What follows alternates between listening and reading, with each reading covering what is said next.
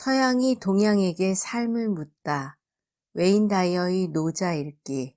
생각을 바꾸라. 삶을 바꾸라. 4. 돈은 비어 있지만 다함이 없고 끝없이 깊으며 모든 것의 근원이다. 도 안에서 날카로운 경계는 무뎌지고 얽힌 매듭은 풀어진다. 태양은 구름에 가려 부드러워지고 티끌은 하나로 뭉치게 된다. 돈은 보이지 않지만 언제나 존재한다. 나는 누가 그것을 태어나게 했는지 알지 못한다. 돈은 모두의 공통된 원형이요 만물의 아버지다. 무한한 삶. 돈은 모든 생명의 근원이다. 돈은 비어있는 동시에 무한하다. 또한 돈은 통제할 수도 없고 그 수를 세거나 양을 측정할 수도 없다. 생명을 주는 에너지인 돈은 언제나 기쁨의 원천이다. 우리가 무한의 관점으로 산다면 태어나서 자라고 늙어서 죽는 과정을 거치는 우리의 육체가 우리 자신을 증명하는 유일한 상징이라는 고정관념에서 벗어나게 될 것이다. 당신은 사람의 모습으로 태어나 날카로운 경계와 얽힌 매듭의 세상을 살아가는 무한한 존재다. 드러나지 않게 생명을 주는 도의 힘은 언제나 당신의 내면과 당신 주위로 모여든다. 도는 다함이 없고 끝없이 깊다. 그래서 도의 샘은 마르지 않는다. 도덕경의 사장은 당신은 누구인가? 라는 질문에 뭐라고 답할지 생각해 보라고 한다. 노자는 당신 자신의 무한함을 깨닫는 것이야말로 내면에 흐르는 창조적 에너지의 근원에 다가서는 길이라고 말한다. 예를 들어, 당신은 불행한 사람들을 돕고 싶지만 현실적인 제약 때문에 그들을 도울 시간과 힘이 부족하다고 생각할 수도 있다. 그러나 현재의 직업이나 생활 수준에서 한 걸음 나아가 무한한 창조의 에너지가 이미 당신의 일부라는 사실을 이해한다면 알지 못했던 시간과 힘이 저절로 그 모습을 드러낼 것이다. 자신의 무한함에 이끌려 다른 사람을 돕는 모습을 상상하는 것은 결국 도라는 공통된 원형에서 비롯된 당신의 비전을 완성하여 행동과 실천으로 이어지게 할 것이다. 당신이 어떤 도움을 필요로 하건 그 모든 것이 바로 지금 이 자리에 존재한다는 절대적인 진실을 알게 될 것이다. 돈은 비어 있지만 틀림없이 존재한다. 돈은 다함이 없고 끝없이 깊으며 모든 것의 근원이다 라고 노자는 다시 말한다. 언제 어디서나 도가 존재함을 아는 것은 부족이나 결핍에 사로잡혀 있지 않다는 뜻이다. 그런 일은 절대로 일어나지 않을 거야 라든가 이것은 내 운명이 아니야 또는 내 주제에 그런 행운이 오겠어? 라고 생각하는 순간 즐거움은 사라진다. 이런 부정적인 생각 대신에 당신이 원하는 것이 곧 이루어질 것이라고 상상하라. 아니, 벌써 이루어졌다고 믿어라. 이 새로운 자화상은 우리로 하여금 더욱 멋진 삶을 살게 한다. 우리는 활기로 가득해지고 도와 영혼이 연결된다. 당신이 무한함 속에서 산다면 모든 것이 제자리를 찾을 것이고 평화로운 행복을 맛보게 될 것이다. 이것이 바로 노자의 이야기가 오늘의 세상에 전달하는 바이다. 골치처럼 보이는 모든 문제들을 영원한 도의 관점에서 바라보라. 경제적으로 가난하게 느껴진다면 이 문제를 도의 관점에서 생각해보자.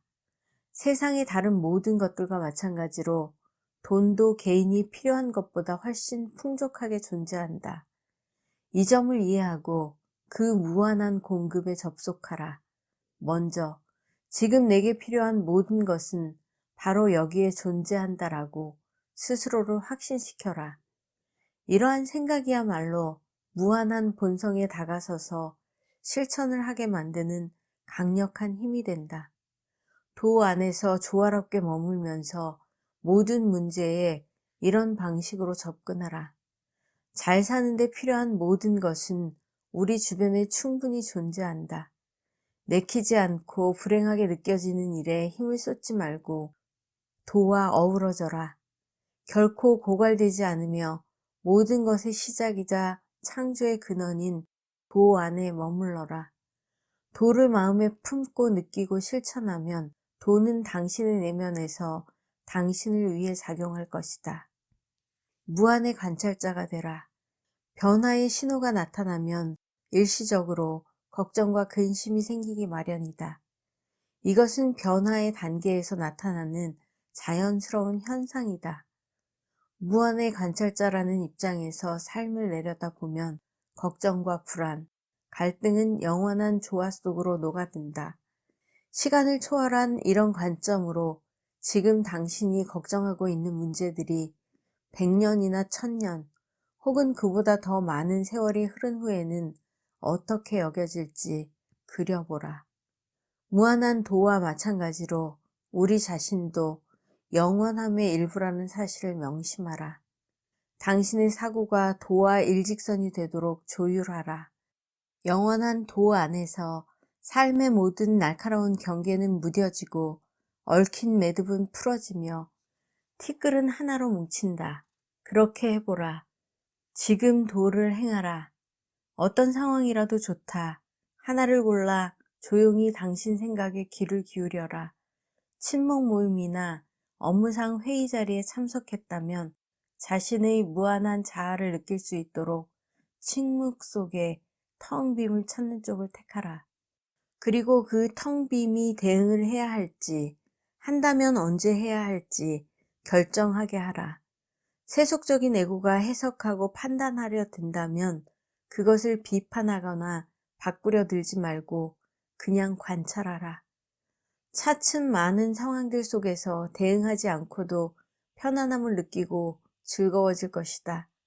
숨겨져 있지만 언제나 존재하는 그 무한함 속에서 내가 스승으로 생각하는 인도 철학자 니사르 가다타 마하라지의 글을 잘 보이는 곳에 붙여두면 매일 읽고 싶어질 것이다. 내가 아무것도 아님을 이해하는 것이 지혜라면 내가 전부임을 깨닫는 것이 사랑이다. 그리고 그 둘 사이를 오가며 내 삶은 나아간다. 살아있는 동안 할 수 있는 데까지 사랑하라. 5. 하늘과 땅은 치우침이 없어 만물을 지프로 만든 개처럼 여긴다. 성인도 이처럼 치우침이 없어 백성을 지프로 만든 개처럼 여긴다. 성인은 하늘과 땅과 같아서 누구도 유별나게 귀하게 여기지 않고 어떤 사람도 꺼리지 않는다. 성인은 아무런 조건 없이 자신의 보물을 누구에게나 주고 또 준다. 하늘과 땅 사이에는 풀무와 같은 공간이 있어서 비어 있으되 다함이 없다. 이는 쓸수록 더 많이 생긴다. 중심을 지켜라. 사람은 고요히 앉아 내면의 진실을 찾는 존재이다. 치우치지 않는 삶. 도는 차별하지 않는다. 하늘과 땅처럼 도는 치우치는 법이 없다.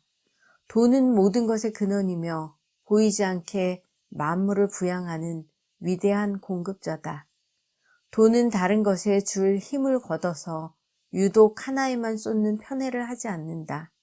바람, 햇빛, 공기, 비 같은 생명 유지에 필요한 요소들은 이 땅의 모두에게 공평하게 나누어진다.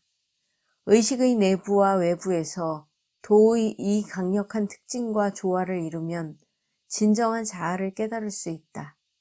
진정한 자아는 도와 조화를 이루고 감정에 치우치지 않는 사려 깊은 태도다. 진정한 자아를 깨닫게 되면 어떤 삶을 다른 삶보다 더 가치 있는 것으로 여기지 않으며 세속적으로 인기 있는 것들을 추구하지 않는다. 이는 노자가 성인은 백성을 지프로 만든 개처럼 여긴다고 말한 것과 같다. 노자는 이 말을 통해 도와 성인이 만물을 어떻게 다루는지에 대해서 이야기한다. 스테판 미첼은 그가 번역한 도덕경에서 지프로 만든 개는 종교적인 의식에 쓰이는 물건으로 의식이 행해지기 전에는 귀하게 여겨지지만 의식이 끝난 후에는 버려진다고 말했다. 다시 말해서 도교에서는 밀려 들어오고 다시 흘러나가는 밀물과 썰물처럼 존재를 편견 없이 대한다. 성인은 매우 치우침 없는 깨달음을 통해 우리 의식 속의 모든 지프로 만든 개 안에서 신성함을 찾아낸다. 도덕경의 5장은 우리에게 공평하고 치우침 없는 도를 깨닫고 그 모순적인 기질을 즐기라고 말한다. 도의 에너지를 더 많이 접하고 도의 시선을 가질수록 우리는 도와 한 걸음 더 다가서게 된다. 도는 결코 소모되는 것이 아니다. 쓰면 쓸수록 더 생긴다. 그러나 우리가 도를 가두거나 저장하려고 하면 어느새 부족해지고 한 움큼도 얻지 못할 것이다. 그 고갈되지 않는 힘은 우리가 공평한 본질에서 무엇을 배제시키려고 하는 순간 역설적이게도 사라져버린다. 어느 누구도 다른 사람보다 특별하거나 우월하지 않다는 도의 가르침을 따르면 삶의 다양한 모습들은 그저 착각을 일으키는 눈속임일 뿐임을 알게 된다. 이러한 생각은 기독교 성서의 가르침과도 같다. 아버지께서는 악한 사람에게나 선한 사람에게나 똑같이 해를 떠오르게 하시고 의로운 사람에게나 불의한 사람에게나 똑같이 비를 내려주신다. 편견 없는 삶을 실천하는 것이야말로 도덕경 5장을 삶 속으로 끌어들이고 세상에서 그 지혜를 발휘하는 길이다. 그렇기 때문에 나는 이것이 노자가 2500년 묵은 지혜를 통해 우리에게 전해주려고 하는 가르침이라고 생각한다. 당신의 모든 생각과 행동이 치우침 없는 도와 조화를 이루도록 하라. 마음속으로 사람을 차별하는 순간 스스로를 특별한 사람으로 격상시키게 되고 따라서 자신은 예외적인 대접을 받을 가치가 있다고 여기게 된다. 스스로를 이러한 범주에 올려놓는 순간 덜 가치 있다고 생각하는 사람들보다 자신의 존재가 더 중요해지는 것이다. 이러한 생각은 주위에 가득한 도의 작용을 멈추게 한다. 종교적인 모임을 포함해서 도를 중심에 둔 모든 조직은 몇몇 구성원에게만 특별한 권리를 부여하지 않는다. 구성원들과 외부 사람들에게 자신들이 얼마나 돈독한 관계를 유지하고 있는지 납득시킬 수 있다 하더라도 차별하고 편애하는 행위는 진정한 자아가 작용하는 것을 방해한다. 우리를 조각조각 분열하게 하는 생각이나 행동은 신에게서 나온 것이 아니다. 우리를 하나로 뭉치도록 엮어주는 것이야말로 신이 우리에게 준 선물이다. 노자는 우리 안에 자리한 도에 초점을 맞추면 그러한 정신에서 벗어나지 않을 거라고 조언한다. 보물을 모두에게 나누어 주라. 삼라만상의 모든 스펙트럼에 필요한 것을 골고루 나누어 주는 것이 매 순간 도가 하는 일이다. 도를 따르는 과정을 간단하게 3단계로 생각해 보자. 1. 내면에 존재하는 남에 대한 판단과 편견을 최대한 없애라. 이를 위한 가장 단순하고 자연스러운 방법은 모든 사람들 속에 존재하는 자신을 바라보는 것이다.